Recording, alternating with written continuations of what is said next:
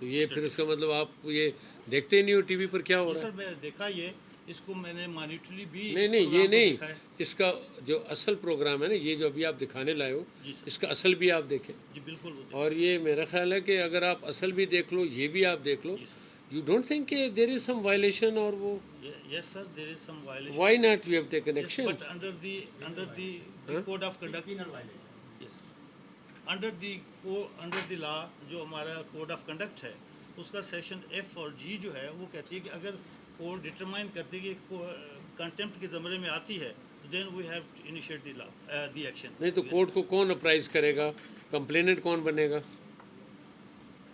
कि देखे ना, कोई जैसे आप अब अथॉरिटी बैठे हो, जी सर, तो आप देख रहे हो कि ये मैंने जो लाइसेंस दिया था जी सर, उसके नीचे ये कंडीशन है, जी ठीक है, बिल्कुल सर, बोले आप तो वायलेट कर रहे हो कंडीशन को, तो आप कंप्लेनेंट तो आप बनोगे ना। जी सर, तो कोई आपने कभी किया ये?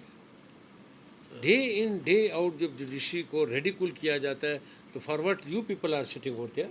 यस सर, इस जो एग्जिस्टिंग लॉ था इसमें कुछ क्लेरिफिकेशन फर्दर नहीं थे, हमने अब रेगुलेशंस नहीं जो है नहीं नहीं इसको नहीं नहीं, डिटेल आप में एग्जिस्टिंग लॉ की बात करें। जी sir, What you will be doing today in the evening, you will put up a summary to my registrar okay sir, and we would see कि why you people are not taken action।